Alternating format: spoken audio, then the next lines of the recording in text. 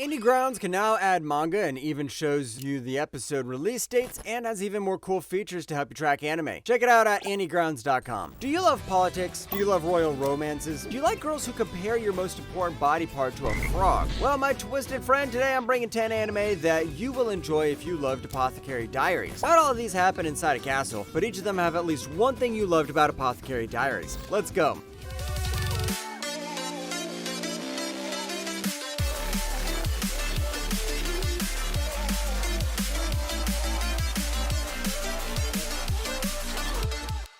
Number 10, Undead Girl Murder Farce. あなたは何者です？お前をひいきにしているものさ。さすがだな鬼殺し。雫とここまで渡り合うとは。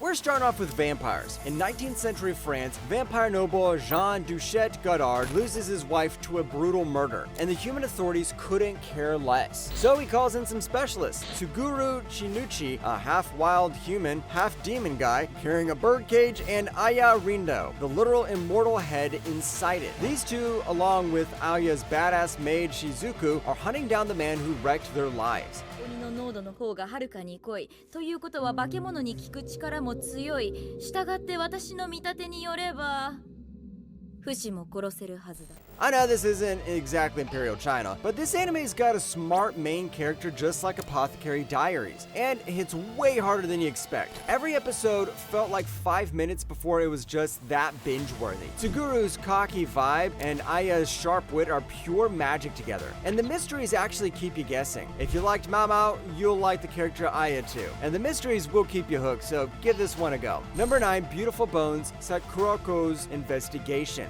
人間は頭の中に一匹蝶を飼っているんだ。ほらここ。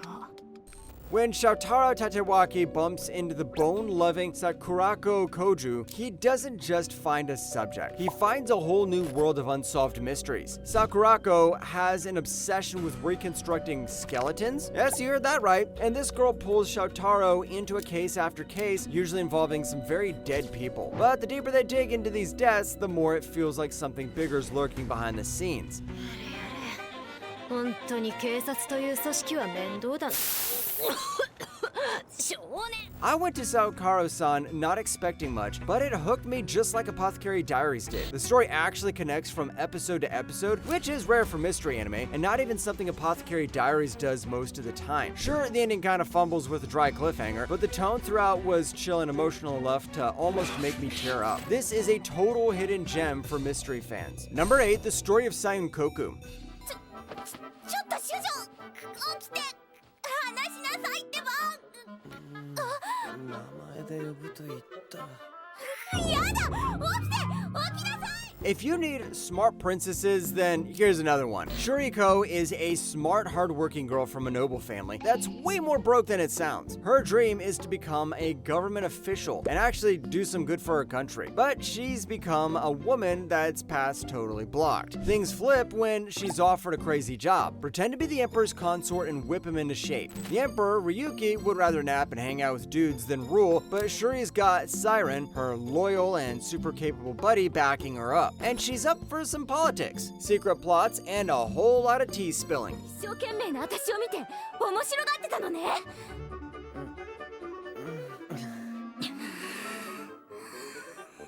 起きなさい、ユキ。 Tainkoku Monogatari looks like a fluffy reverse harem, but then turns into a deep political drama with killer twists. Shuri is one of the best female leads out there, strong but never annoying. The cast is also packed with a ton of memorable characters, and some of the backgrounds for this show are really well done. If you love the political, romance, and mystery vibes of Apothecary Diaries, you'll love this one too. Number 7, Shoshimin, How to Become Ordinary.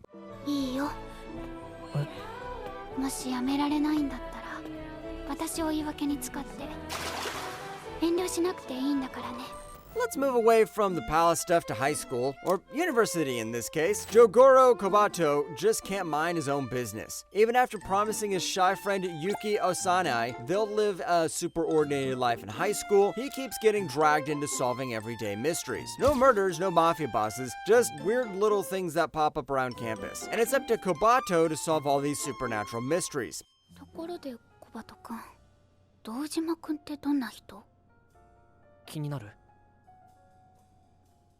Shoshimin nails the whole chill mystery vibe without trying to be Sherlock Holmes or some overhyped thriller. Conversations feel super real, with a lot of emotions shown through glances and silences instead of characters yapping for 5 minutes. That's how you do the show not tell rule. There's no cringy fan service shoved in your face, and the natural flow of relationships make it way easier to actually care about the characters. I know it's not some royal romance, but if you love the mystery of Apothecary Diaries, you're gonna like this one. Number 6, Snow White with the Red Hair. 今日は帰った方がいいかな。お邪魔しました。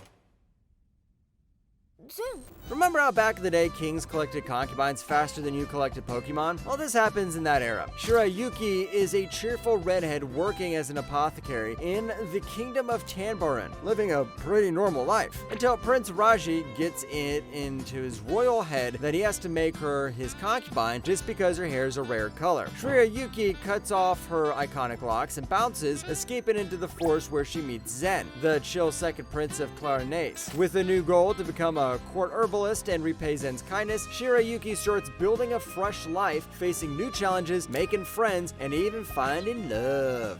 共にいる時間を守りたい人がいる。力になりたいと願う。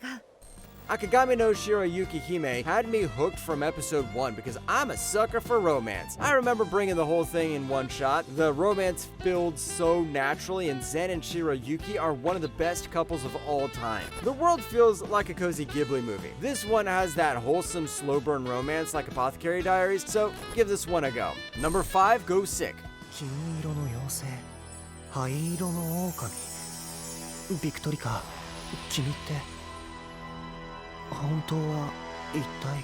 And we're moving to one of my most absolute favorites. Kazuya Koju, a Japanese student stuck in a super extra European boarding school, stumbles across a girl called Victorek. She may look tiny, but has a Sherlock Holmes level brain power. Their lives crash together as weird mysteries start piling up, ghost ships, shady alchemists, and way too many near-death experiences. Good thing they're stuck with each other, because solving these cases alone would be actual hell. 私の最大の敵は退屈だが、2番目の敵は喧騒だ。君は最大の敵を追い払ってくれる2番目の敵というわけだな。Go Sick absolutely blew me away. At first, it felt like just another cute mystery show, but every random case actually fed into a bigger, insane plot that explodes in the last few episodes. Victorek and Koju's slow burn relationship was super satisfying too. It wasn't cheesy, and it felt earned. I know a lot of people say Apothecary Diaries is better than this, but come on. Does Apothecary Diaries have a banger opening and ending like this one? Number 4, Spice and Wolf. 仕立てもなかなかにいい。主、商人としてはまあまあじゃな。今すぐそれを脱いでここから降りるか。主はそんなことはせぬ。 Are you into wolves? I mean, wolf girls! Hollow, a wolf goddess once worshipped for blessing harvests, is now just a fading legend in the town of Paslow. When merchant craft Lawrence rolls into town, she strikes a deal with him. Help her get back to her homeland, Yoritsu, and she'll use her smarts to boost his business. With Hollow's sharp wit and Lawrence's street sense, they team up to chase profits across medieval markets. いつも同じ夢を見る。夢？わっちがな。わっちが目を覚ますとな。誰もおらん。 Spice and Wolf is basically what you get if you mixed medieval economics with a top-tier rom-com duo. It has the same witty main character like Apothecary Diaries, but you gotta replace the medicine stuff with economic notes. Yeah, there's a lot of talking, but every conversation between Hollow and Lawrence feels like a sparring match, and it's so natural it pulls you right in. The voice acting is god tier, and the voice actors for this show is the same voice actors as Lelouch and Colin, so you know this is a good show. Number 3, Yona of the Dawn. 落ち着いて。2人で支えますから。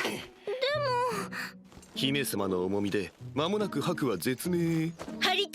Yona of the Dawn throws you straight into the life of Princess Yona, who's lived her whole life like it's a Disney movie. Pampered, sheltered, and secured. But the fairy tale shatters when her childhood crush straight up murders her dad, forcing Yona to run for her life with only her badass bodyguard Hawk at her side. No more tea parties and hair worries, she's out in the wild, dodging assassins and chasing an ancient legend that might help her take back her kingdom. ヨナ姫。早くイルカを。イル陛下はもう目を開けません。Yona is like Mao Mao, but she's more into fighting and getting her kingdom. The soundtrack is next level, especially the instrumental opening that you'll never want to skip. The art is gorgeous with Yona's fierce glow-up shining through every frame. Hawk isn't your usual sparkly prince either. He's more like I'll wreck you energy. Plus, Yona's growth from pampered princess to sword-ready queen is so damn satisfying to watch. If you want real character development, this is the show. Number 2, Raven of the Inner Palace. あの店の女だろ美人だからひいきにしてやってたのにな反逆罪ですって帝を襲うつもりだったとか怖いわ Deep inside the royal palace, there is this mysterious girl named Ryu Jutsu, known as the Raven Consort. People say she can curse you, find your lost stuff, or even talk to spirits. She lives alone in this dark palace and doesn't really care about all that crazy rumors. But one day, the young emperor Kakoshun crashes into her life asking for help with a weird case. Even though she's super annoyed by him, Jusetsu can't totally push him away. Slowly, she starts making new connections, even bringing in a cute, curious girl named Dui as her assistant. そなた、私の妃になる気はないか。はあ？何を言う？お主寝ぼけておるのか？そうかもしれない。 Watching this show was such a treat, and it's a treat because I went from zero expectations since this was pretty underrated and ended up enjoying it a lot. The animation, especially during the magic scenes, looked amazing. Juzetsu's story is really sad but super interesting, and her awkward moments with the Emperor are the best. Plus, the side characters were all cool in their own way. It's got a tiny bit of romance too, and honestly, it's an underrated gem you shouldn't miss. Number 1, Yatagarasu, the Raven does not choose its master. 軽装院入りなんてごめんですからね。3年間も毎日武人の修行って。